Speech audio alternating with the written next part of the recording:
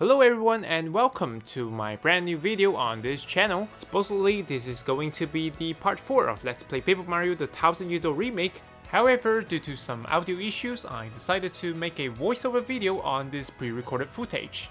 Or you can just treat it as part 3.1, since I'm making this video just to bridge the gap between the part 3 and 4. And this gameplay video is just consisting of me clearing up some of the quests from the Trouble Center that has been appeared from the prologue and the chapter 1 as well, which right after getting the middle part of the map had revealed, that leads us to the second crystal star, as well as getting the diamond star right after beating the Hooktail dragon, which you have been already seen on the screen just few seconds ago.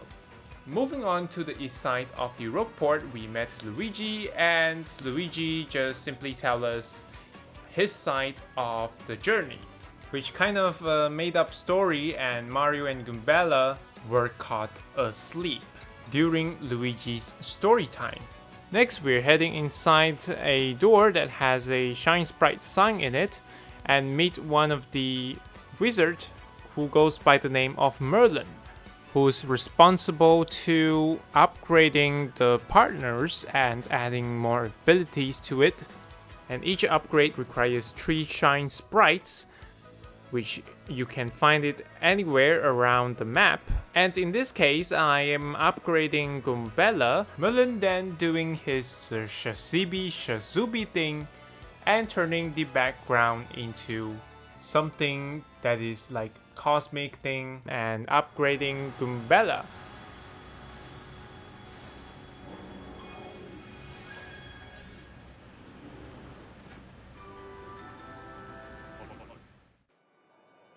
After that, I was supposed to move even further into Rogueport East, but however, there is a one type of enemy who goes by the name of Gus, tries to charge us 10 coins or kinda put him into the battle, which I eventually choose to battle that guy. And I use Goombella's Tether abilities to find out the stats of that enemy, and talking about having a spear, being workaholic. And the only way to beat Gus is to using a hammer, and at the same time changing from Goombella to Koops to use a shell toss on Gus. After defeating that enemy, we are getting 20 star points, which makes it a total of 21. And Gus not really happy about it, kinda outraged and run away, which kinda, forget about it, he's gonna get it over with. Anyways, we're heading to another door that is known as the Trouble Center, where you can pick a side quest and quickly completed it and getting some sort of rewards. And we'll definitely add it each time when you beat a chapter. So as you can see on the screen, there is like 9 side quests to choose from, which were added right after the prologue as well as the chapter 1. And for the first quest, I choose one request from a mouse goes by the name of Mausibilium, who is seeking some memory jog therapy and needs to be met at the Rogueport Square, right in front of the shop. And to complete this quest, I need to throw a hammer on Mausibilium multiple times until he remembers, I suppose. And once he remembers, that mouse literally suggests me to purchase a few sleepy sheep from the shop from Rogueport and sell it at the Petalburg for a profit. And that was the first quest from the Trouble Center. For the second quest, I choose one from the Bomberto, who is apparently starving and needs to be met at the docks of the Rogueport. While meeting Bomberto at the Rogueport docks, Bomberto tells us that his lunchbox that his wife was given to him was empty and needs something to eat. So I give him a mushroom, and as a reward, Mario gets 11 coins. And the trouble has been cleared. Next, for the third quest, I choose a request from Arthur, who is a Dugan who would like to research about competitor prices, which means that I have to look for the prices of a certain items from the shop at the Rogueport Square. Arthur was found right at the outside of the Trouble Center, and Arthur began to ask 3 questions. The first one would be the price of the Fire Flower, which is cost 10 coins, followed by Sleepy Sheep, which cost 8 coins, and Tasty Tonic cost 3 coins. Even though Arthur was surprised about the low prices that the shop at the Rogueport were offering, Arthur gave us 30 coins as a reward, and the trouble was solved. Next, we head back to the Trouble Center and pick a request from Garth, which is another crow, which is not related to Gus, and believed to be that he's losing a key, and it was believed that the key was left near the badge shop at the square of the Rogueport.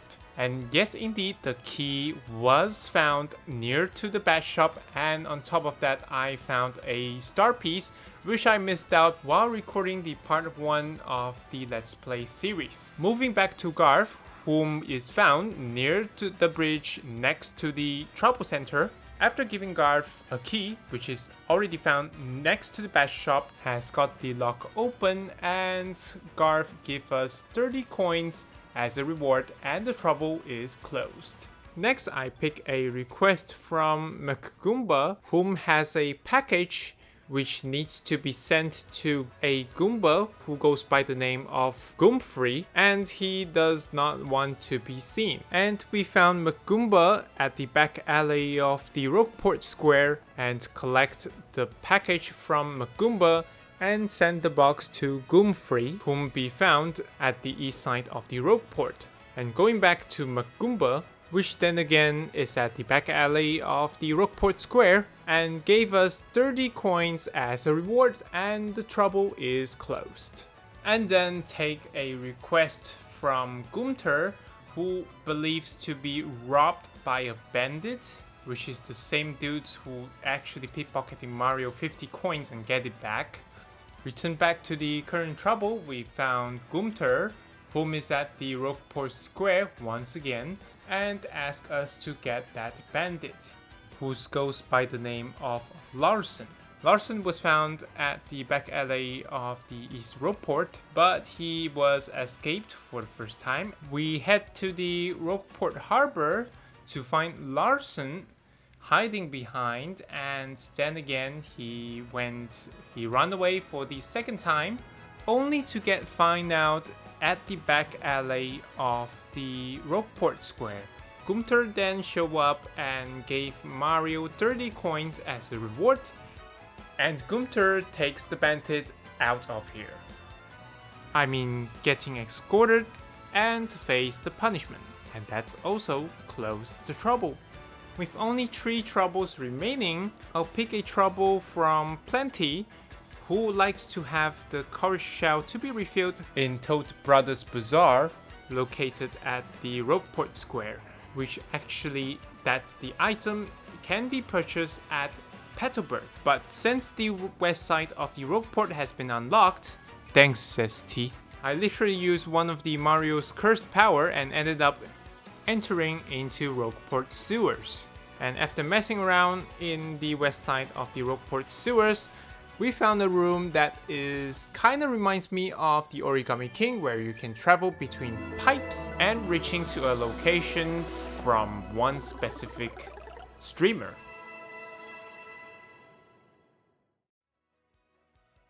And hitting a blue switch shows us yet another pipe has been revealed at the Rogueport Square, which I assume to be traveling to this very room and entering to a pipe that can able to travel straight to Petalburg instead of crossing through the Petal Meadows. When reaching to Petalburg, we were having a conversation with Fire Emblem Toad, who talks about playing Paper Mario The Thousand Year Door on the Nintendo GameCube system. Believed to be already been all the chapters, which I will never know beyond that, and was wondering what it will be look like in the sequel. Wait, do we have Paper Luigi game? While heading to the nifty shop at the Petalburg, I purchased Courage Shell because since they already currently selling one, which is like buying 5 of them and give it to Plenty at the Toad Brothers shop at the Rogueport, and followed by getting Ultra Shroom as a reward, and this closed the current trouble. For the 8th and second last trouble, I pick the Mayor Krupp's trouble, which kinda requires me to head back to the Petalburg and head into the pink house where Mayor Krupp is currently living in, and telling some sort of his own side of stories, which is different than the Luigi ones. And of course, just like before, Mario and Goombella were caught asleep, but after Mayor's story time, Mayor Krupp gave us Twirly Leaf, which according to Mayor Krupp, Mario can able to make a tea out of this item, and the trouble has been solved.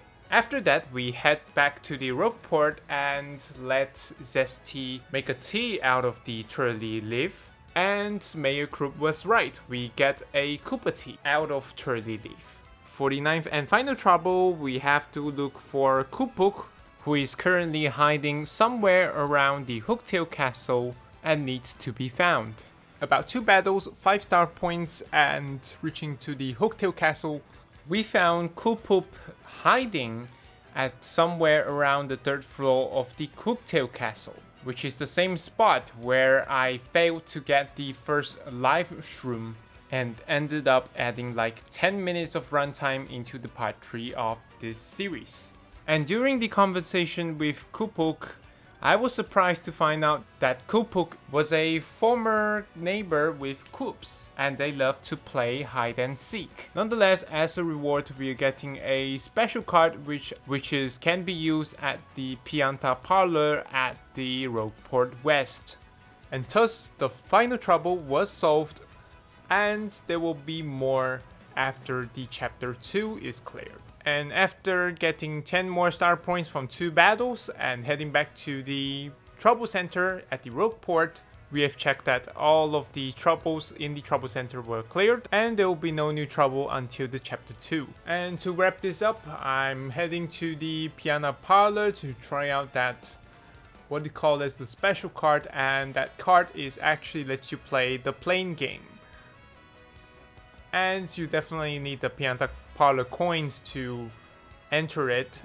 And as you can see on the screen, I really did play the plane game and getting 21 coins. And with the plane game at the Pianta Parlor, that wraps up this video. And stay tuned for the part 4 where I'm heading to the Rogueport sewers once again. That's definitely for the chapter 2 where we're gonna looking for the gray pigment and where they were heading to. This video will be published very soon, but in the meantime, keep an eye on the community post on this channel, and you can check out the previous 2 parts of the playlist right at the end screen. For now, I'm signing off, and we'll see you next time.